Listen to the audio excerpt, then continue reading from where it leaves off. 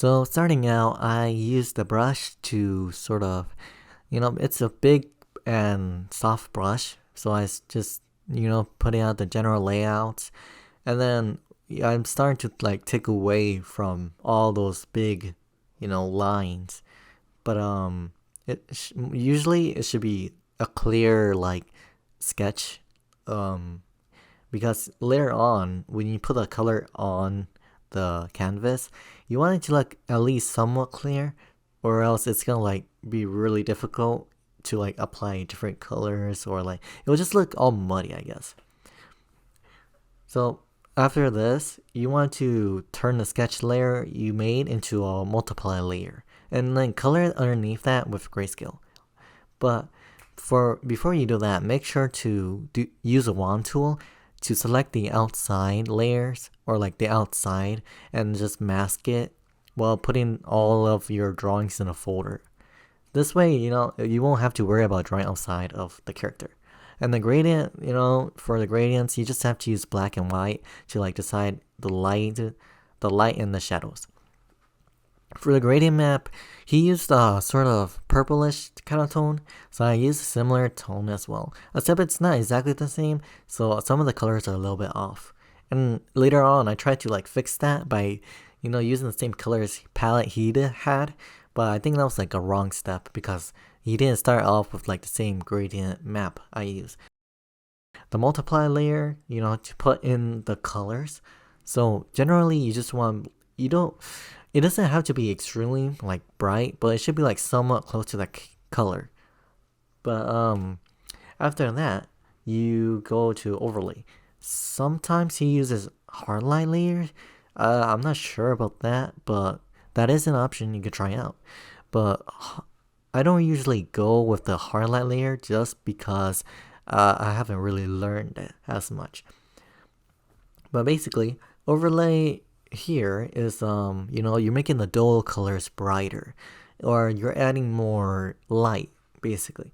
So some of the colors from the multiply layers, I learned this a while ago, but if you put it all like overlay colors, like the whole thing will just look a little bit too light. So you do want to have some of the multiply colors that initially set still there. But something interesting he does while I was doing this is that he makes a simple normal layer and filled it with like a dark gray. Then he lowers the opacity so that the character looks like they're in the shadow, or the colors aren't just like as bright as they would be. So basically, after getting all the colors down onto the canvas, you sort of just clean it up with a hard brush. So yeah, you just basically take the colors, clean it up, and then just adjust it however you want. Do make sure to like use the colors that are in the colors you already have. If you are missing colors, you can adjust it by yourself, but through like changing the tones or something through hue and saturation tool. But generally you don't really want to use other colors, because if you hand pick it on your own, I mean, if you're really good with colors, I guess you could do that. But it's just like if you use a different color that's not on the canvas, it'll look a little bit strange because like it's not in like sort of unison. But Lack usually separates his body parts around here, like this process. But his body parts are like he separates all the body parts from legs to arms to head to hair, depending. Not like very extreme. It's just like any overlapping parts.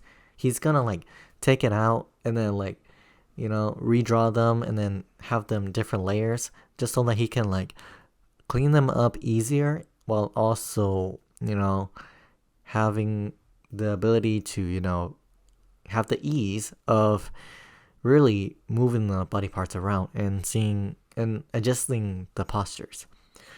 And yeah, but learning that process would be really good for you, and I'm pretty sure if you know how to do it well, you can like severely change the time it takes to do that.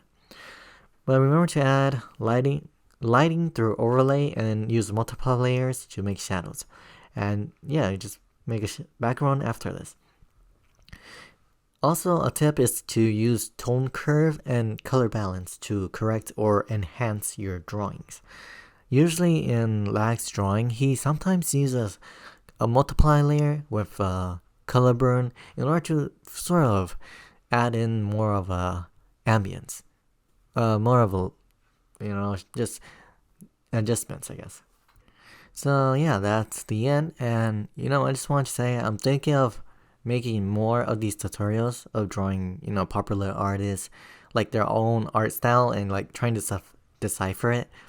I might not do these videos a lot depending on how people react to this video.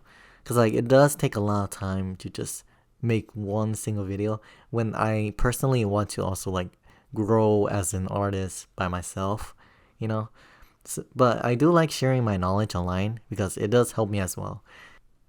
So yeah, make sure to like and subscribe so that you can see future videos if they do appear, because if this does do well, I will obviously keep doing more. I'll also try to do like a broad range of artists, some of which uses line art, some uses Grayscale, because I want to figure out my own art style as well. So yeah, basically subscribe and liking the video really helps me in growing my channel. And also it's free and you can unsubscribe anytime. So yeah, please, I beg of you. But anyways, じゃあまたね。